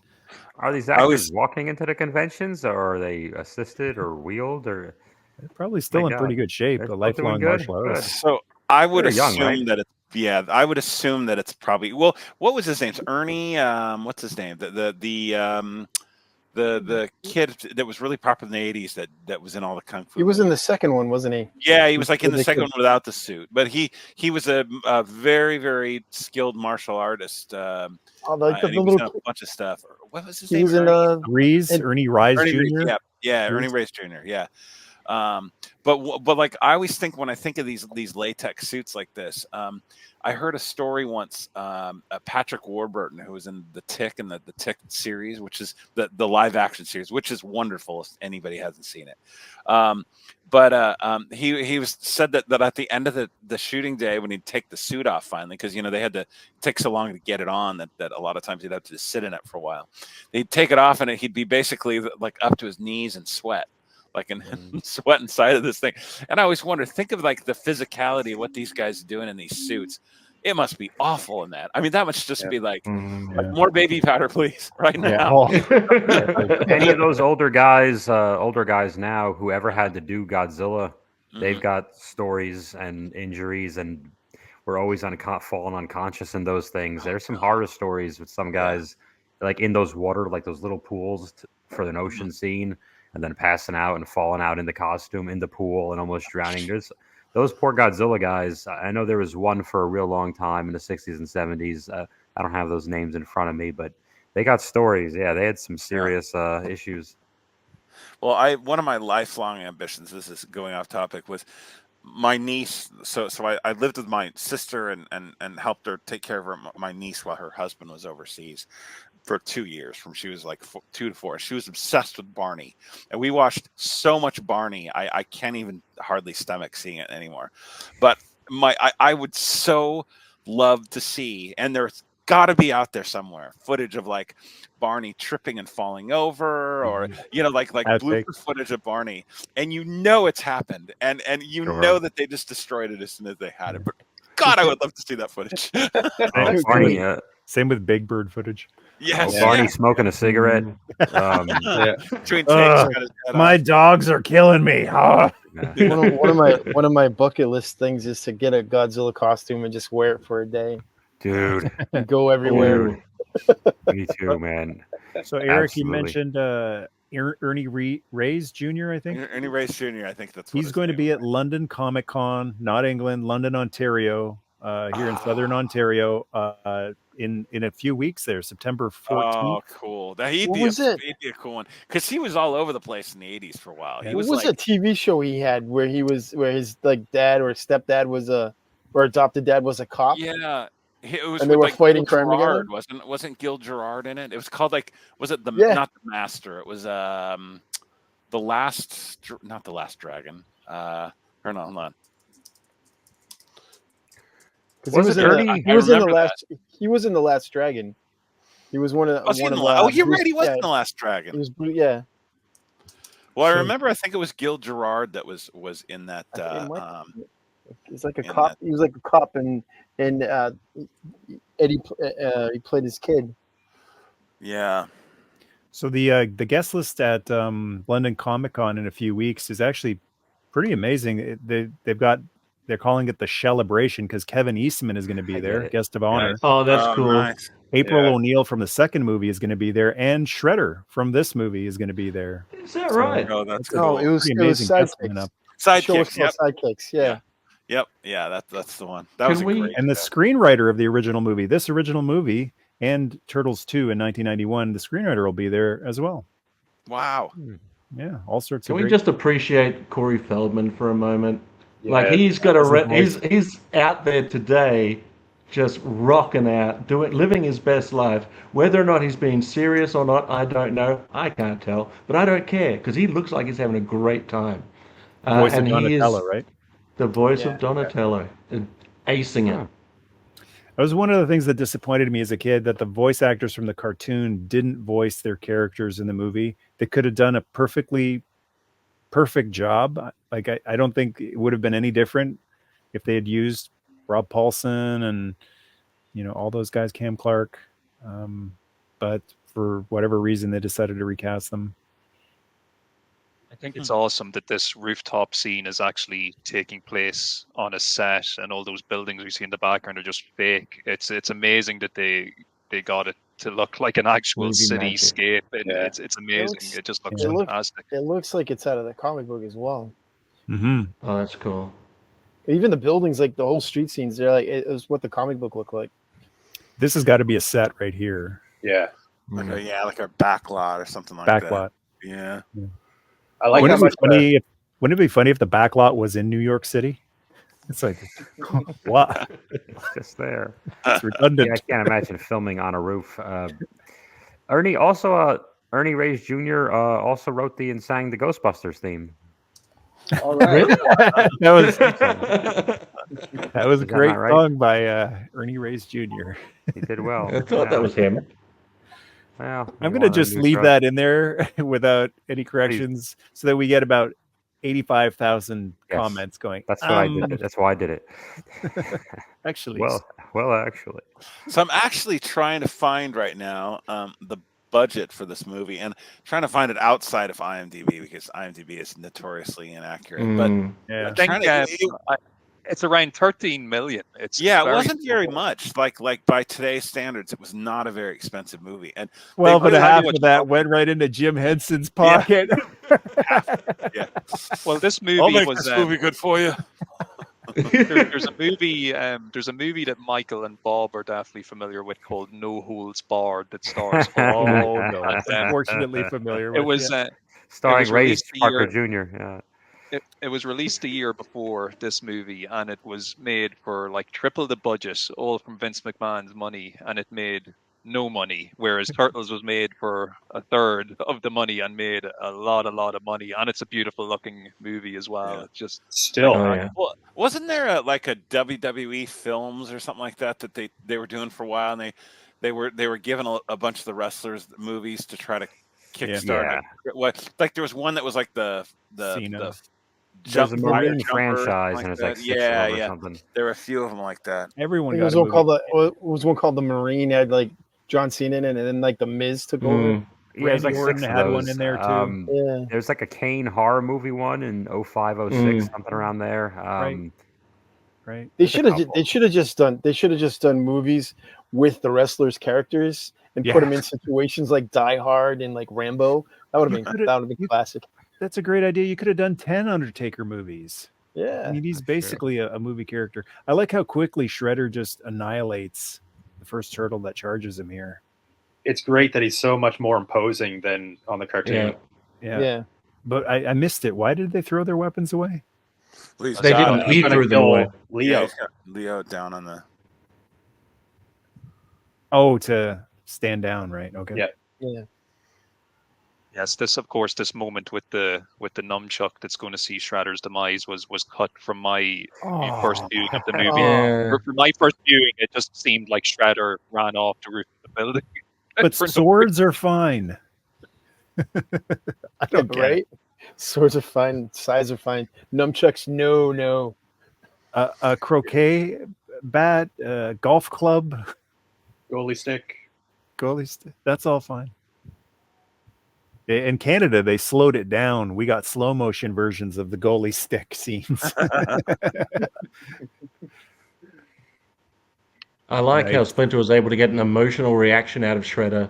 Yeah. Whoa. Yeah, look at that move. Beautiful. A little bit and of still Aikido. not willing to kill. Yeah. And then they cut this out. No way. Cut this out. This was all. It literally cut to Shredder going over the edge like this now. Because that's less violent. We don't have a problem with Casey Jones supposedly committing murder here.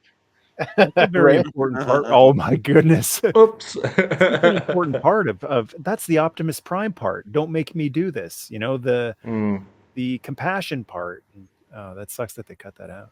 Man, in the comic, he goes over the side with a detonator, like a thermal detonator or a Yeah. grenade, and goes.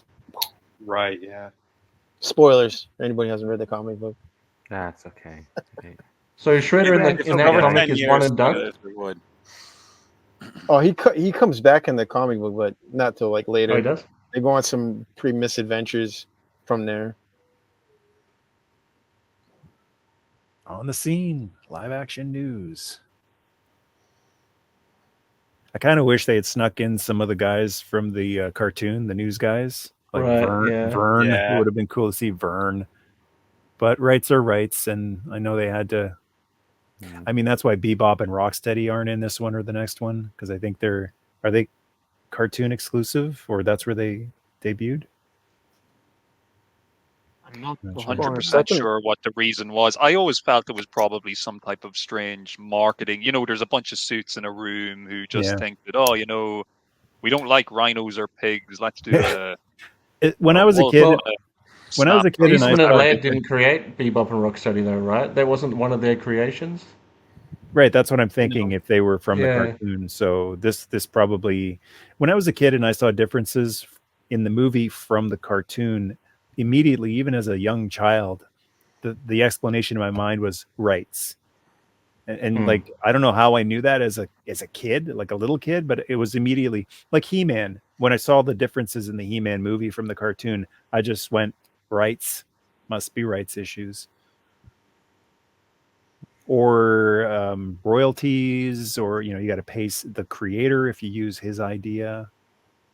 I was never that bright. I always thought that the next movie would have them. I was like, the next movie's going to have Bebop and Rocksteady. Yeah. And when that didn't happen, we got Toko and Razor instead. It's like, must be the next one. As soon as I saw Toka and Razor, I thought, well, those are the stands-in because of rights. They're supposed to be Right. Toka and Razor.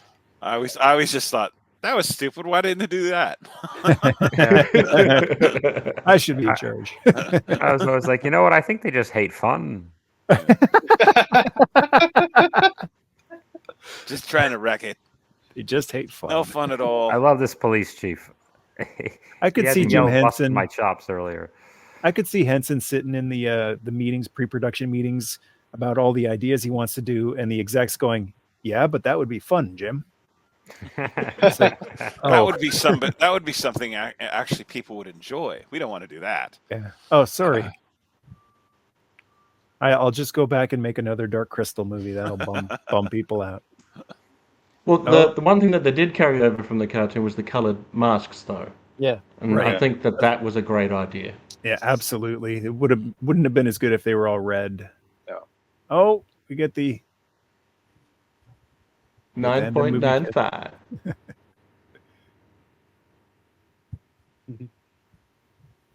All's well that ends well. I'm sure we'll never see Shredder and the Foot Clan again. Yeah. So it does beg celebrating the our question. definitive victory. In the second one, given Casey Jones is in it, it does beg the question of what happened off screen at that relationship. Does he give him a finger? Wait, what? He was busy busting heads. He's married to his job. Sorry, Yeah. baby. Yeah. Well, he comes back in I the got work third one. tonight. For a quick Come- little. Yeah, so they stay back. They stay back while the turtles go through time, but there's no real explanation as to where he was in between. Mhm. Yeah. I'm sure they had a spat, if you want to come up with an explanation. I love that they included Cowabunga too. Yeah. Because that's pure cartoon, right?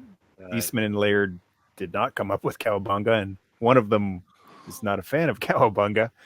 But I mean, you have to end the movie on it because it was synonymous with. Sure. It could have been the subtitle: Teenage Mutant Ninja Turtles Cowabunga. It probably will be. Splinter saying I made a funny after Cowabunga is tremendous. I Yeah. probably stole that. What a blast! What a great movie. Arguably the greatest film ever The made. second, I would second fight unit over it. director was Brian Henson.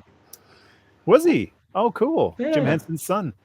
Oh, okay. Well, one of the things I That's a really coincidence. respect, like when you're talking about the turtle stuff, because I think, and I'll freely admit that the Michael Bay movies, I didn't think they were quite as horrible as a lot of people seem to think they were. But I wasn't a huge turtle fan when I was a kid, so most of the people that I know that saw those were like, "Oh, those were awful, awful, awful." But it seems like Mutant Mayhem is the one that any of the guys our age now that were like really into turtles are like, that's the one they're like, oh, this is the best. This is the closest to the, like, it seems almost like unilaterally the Turtles fans are all like really enjoyed Mutant Mayhem, which says a lot because I mean this movie we just watched was like really the only other turtle film I remember people saying good things about. It's just like Right. 40 years ago 40 years ago that movie came out. I So- definitely echo those sentiments, Eric, and not just about Mutant Mayhem, but I also did like the Bay ones more than most people. But again, like I wasn't as attached to the Turtles, and like, oh, not like Transformers. Like, why is this car this guy, and this isn't how Optimus would act. Like that kind of stuff gets me, but I wasn't as attached. So I was like, this is a fun turtle romp. We did a thing. It wasn't going to change my life one way or another. I thought But the first and second Bay ones, arguably two of the greatest films ever made. I thought the first Bay movie was fun. I thought the second one was there. Like I watched it. I don't think I turned it off. It's fine. It wasn't like horrible and why are they even bothering? But there's so many different incarnations of turtles. It's like there is something for everyone.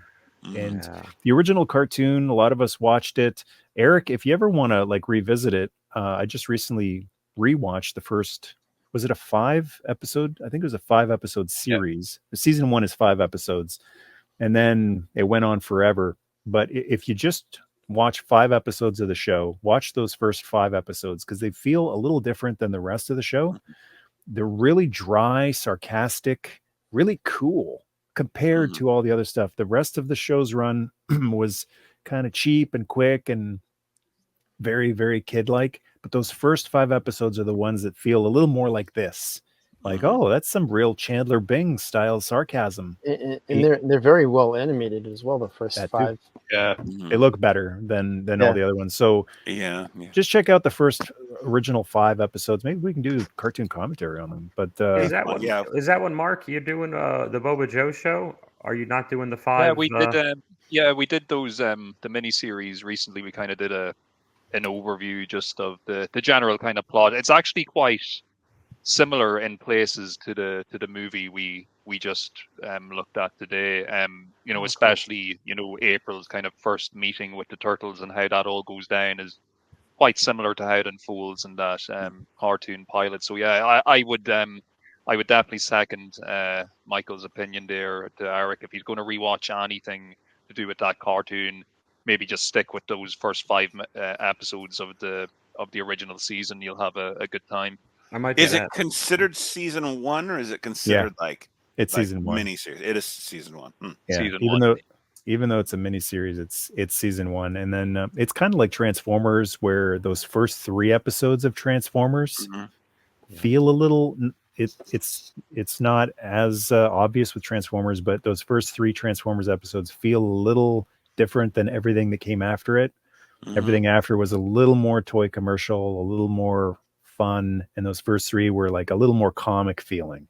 The More Than Meets the Eye miniseries for Transformers, I felt more true to Bob Budiansky's comics than the rest of it. So I get it. There's a lot of people who are like, oh my god, the Turtles cartoon hasn't aged well. Like, yeah, the later seasons it looks not great and goofy and stuff, but just a few months ago rewatching those first 5 episodes, I was actually really surprised because I'm supposed to be kind of quickly going through it looking for clips, and I ended up just sitting and watching it because it was so compelling and entertaining. Like, this is great stuff 30 years later. I'll definitely check it out. Before we sign off here, let's all just each go through this movie and talk about some of our highlights and lowlights. Gaz, why don't you kick it off? Xazyl has been, I guess he did not want to recap. I've talked about it enough, guys. I go watch Mutant Mayhem. The hell with this. For me, the fact that it's more closer to the comic book than it is the cartoon, is why I like this film so much. I think my turtles are the comic versions.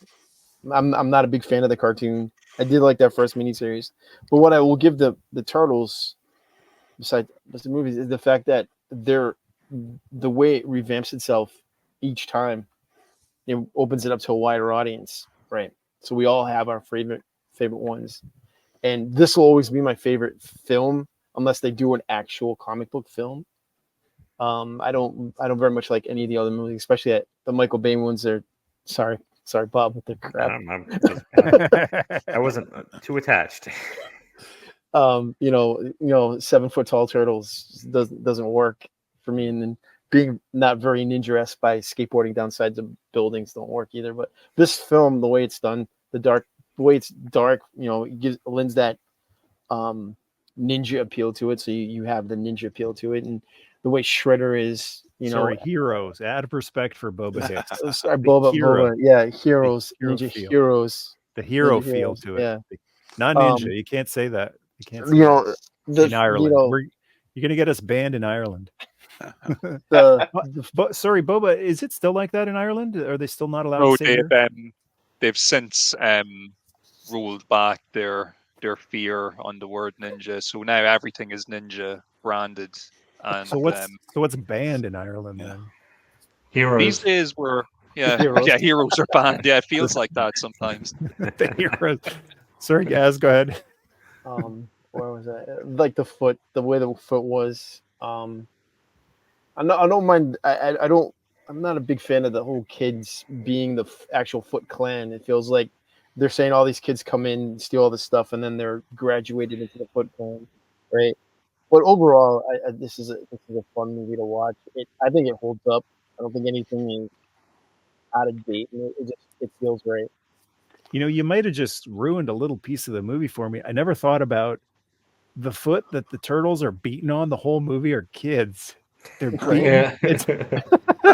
And but Casey they're teenage turtles. So I mean, yeah. He's beating on kids, right? but Casey is in his 20s beating on true. kids with a golf club. It was a different time back then. Different time. Different time. Good times. How far we've come, Mike. How far we've come. How far we've come. We do not endorse or condone it. It's just a fun movie.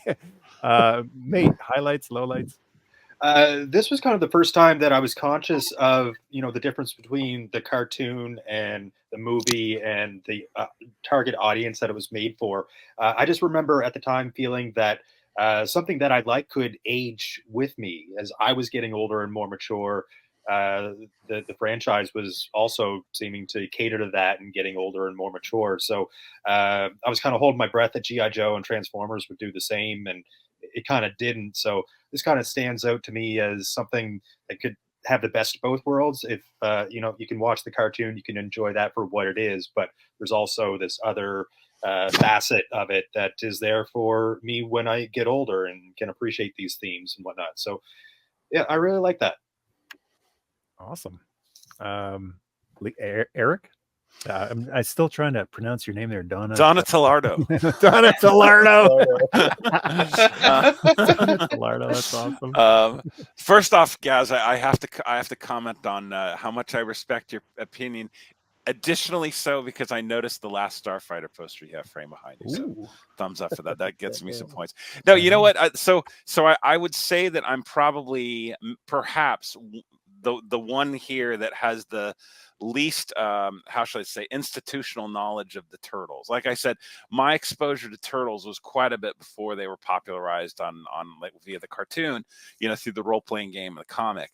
And the other than obviously I've seen clips and things of the cartoon here and there, really the first exposure I had, other than those those written forms, was this movie, and I just liked it. I remember seeing it and then leaving the theater and thinking like that was just a fun movie. Like I remember like thinking like that was a great movie. That was really cool. It was like a somewhat goofy kung fu movie with really outlandish characters, and so I always liked that. I think the standout was that just even talking about the quality of the world building and the story, they really did write a script and delivered a script where you connected with these characters, and you got to a point where you weren't looking at the fact that these were, you know, giant turtles anymore. You just saw kind of these four characters, and they were really believable and grounded, and you know, you had some empathy, and you know, and then when when Splinter is abducted and all that stuff, you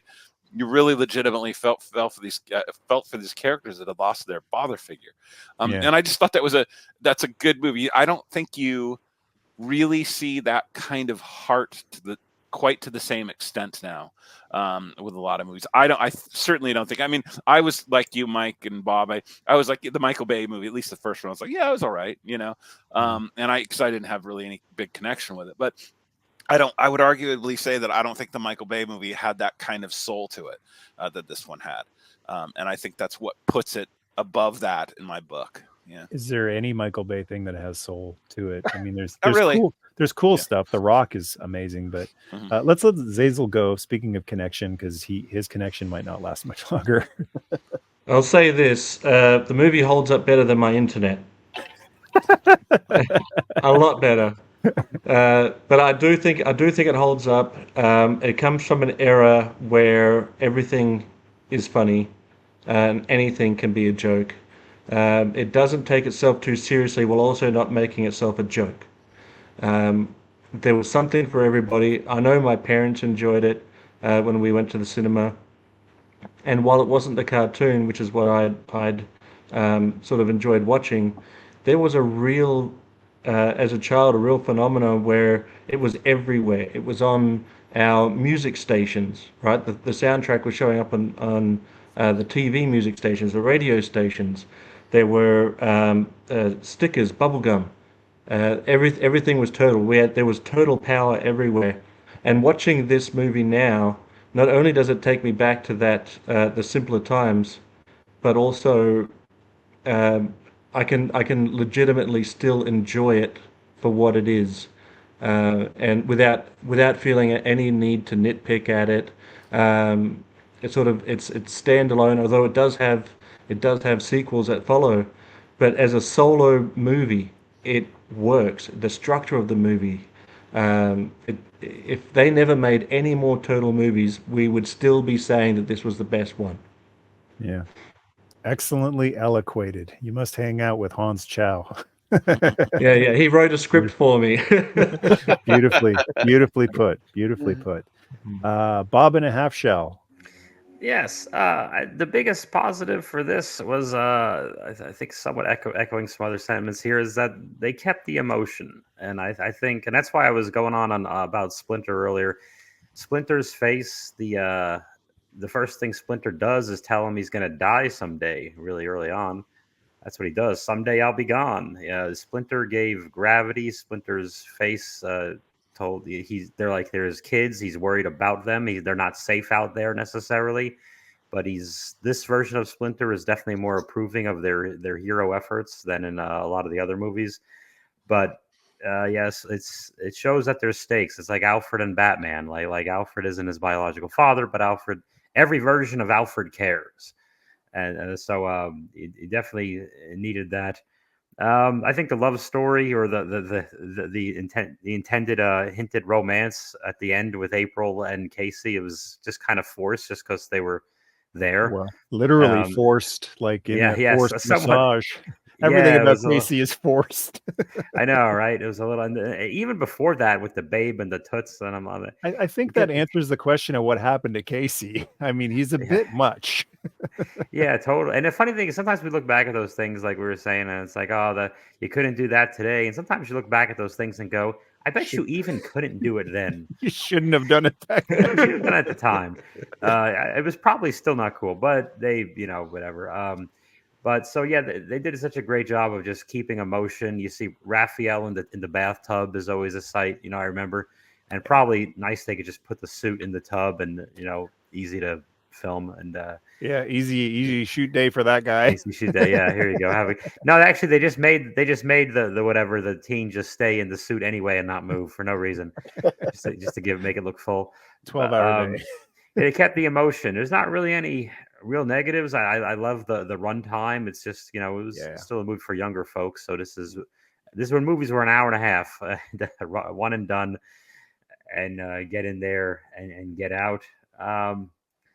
Yeah, nothing really too. There's the murder at the end with Casey Jones. I think that was another one of those. Even at the time, that was You're gonna probably get me still. kicked off of YouTube with the whole Oh, your geez. favorite murdered your murdered Sorry. heroes. Here, Is it the murdered your- heroes 2-packs? Check it out your on aggressive Bob's- action, the very aggressive action taken with a dumpster, and Well, they should have done a murdered Shredder figure though, because they do figures someone's of. gonna do it. Yeah, I mean they had movie turtle figures, so murdered Shredder. It's coming. They do, but it's like it's a NECA one, but they just tried to make a regular Shredder, but that's what it looked like when you took it out of the package. Yeah, I'm just kidding. I don't really care about avoiding those YouTube, Okay. taboo words. Sometimes I'm on stuff with that. I'm like, oh wait, what did I thought that review of the murdered Autobots was hilarious. Just the way you kept calling them your murdered heroes, and you can murder them, in screen accurate fact. I kept hammering that home I did a fun boxing of the Brawn and Ratchet Target Transformers dead Autobots. You know what it was missing? The Starburst. You know, like the He-Man figures used to have the Starburst. Murdered. Which I wish they would do. No, mostly all positive. I really can't find any real negatives on the thing. I just don't have the great Turtles attachment, and but I just kind of remembered it as that was a fun time, and get in there and get out. And I think maybe ignore those sequels if you want to just leave the memories alone sometimes. Yeah, they might be fun commentary hangouts though in the future. Too. If you don't have to listen to the whole thing and you get to just hang out with pals, they might be a fun time. That's cool to hear, Bob, that you're not a huge Turtles fan, but you still had a fun time watching this. No, I was trying to recreate the feeling of the previous Batman Mania year before kid. And I thought, well, this is a cool new dark thing of a property and cartoon that I like. And close enough. Yeah. Yeah. But I definitely didn't. I never went around or asked for the following Christmas for the VHS of this movie. I'll say that. It didn't. It was just a nice weekend. You asked for the Laserdisc instead, right? Gotta get that standard definition. Ooh, that looked so good back then. Standard definition. Now I have digital video discs. I'm still buying those. Yeah, you got to get your 4K on your phone. Just still holding the torch for digital video disc. Yeah. Yeah. Boba Hicks. Yeah, well, look, I really enjoyed rewatching it again. It's one of those things. It's totally lightning in a bottle because it could have been so easily messed up. Like, at the end of the day, it's a movie about 4 teenage mutants, ninja or hero turtles, whatever you prefer. We don't want to get you in trouble with your government. It could have fallen on its ass pretty badly if it wasn't handled correctly. But I really do think they struck gold with it. I think there is a sense of irony watching it. Like the third movie did fail. Like they showed us how to fail at it. The third movie, which isn't as good. And there's there was an ironic element to it as well, that there were, at least on this side of the world, but I'm sure everywhere else, there were parent groups and groups that were like totally against the type of message that it was trying to send. But it's funny that the movie itself actually has a plot about young people being corrupted, by this evil force. So it almost kind of goes hand in hand with the publicity, around the movie at the time. But I had a great time rewatching it. It's one of those things, as a kid, you didn't notice a lot of the stuff, or some stuff went over your head. But when you look back at it now with adult eyes, it's you can get some of the jokes, and you might raise an eyebrow here and there at some stuff that's not totally appropriate in the modern day. But ultimately, it's just like a fun romp. It's you can't take it too seriously. But like Xazyl said earlier, it's not a complete joke either. You can take it seriously enough for it to matter.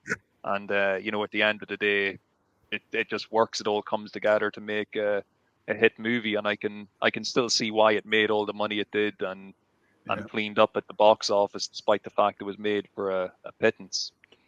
Unbelievable how cheap they made it for. You would think something like Turtle Mania would have warranted a little higher budget, but I guess it wasn't proven at the box office just because it's a big. I mean, look at the bombing of the Masters of the Universe movie. Yeah. That certainly didn't do this movie any favors when it was in pre-production. Just because it's a big toy hit doesn't mean it's going to be a big.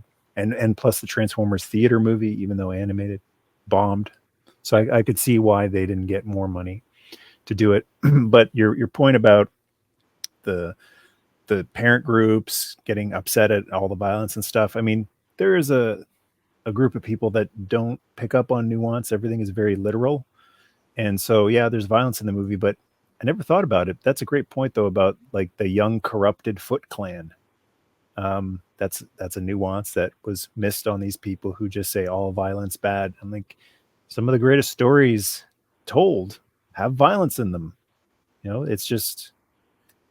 you can't cut around it. Sometimes it's a valuable storytelling tool in order to get to the point of the story, and wanting to wipe out, like what they did with the second movie is just ridiculous in my opinion. They can't use their weapons because that's better. Like, did it serve the story better? Them not having their, basically being hamstrung. Their weapons are as big a part of their character as they are, and they can't use their weapons. Like, it's not appreciating the nuance and the subtleties and just wanting to dumb things down, and it doesn't make things any better. In the wake of the second movie, I so dearly wanted to hear stories of like kids getting knocked out with rolling pins and stuff like that. Sausages. Whatever they used in the movie. Yeah, sausages. Whatever they used in the movies. A mop. Inflatable clowns. Yeah. A donut. Yeah. I know those. They made some figures from the second movie that came with their weapons, but they also came with an extra accessory from the movie. So Donatello, I think, came with a mop. Leonardo came with the rolling pins. One of them comes with a box of donuts. So it's like, look, if the person's dumb enough, they'll find a way to attack someone with a donut. Like, you can't account for everybody. There's always going to be some weird, obscure thing that, like, what are we going to ban next? Like, okay, now we have to ban spatulas. Why? Because some nut job did something stupid with a spatula. Those things are dangerous, Mike. Don't don't sell the danger of a spatula short. I mean, that's. All right, gents. Well, I guess we'll wrap it up here. But I've had a blast. Thanks so much for joining me. Yeah, thank you. Times, man. Thanks, man. Thanks for putting it on. This Great time. Amazing. Absolutely. And thanks everyone for watching. Definitely check all these guys out on their various social media platforms. And you guys up for another Turtles 2 commentary? Turtles 2, Secret of the Ooze. Yes, that'd be a lot of fun. Why not? Why not? Let's do it. I think we can make it fun. All right, thanks everyone. Till next time, Nerd See you Mistake, guys. and I guess appropriate for this stream, Cowabunga! I made a fun.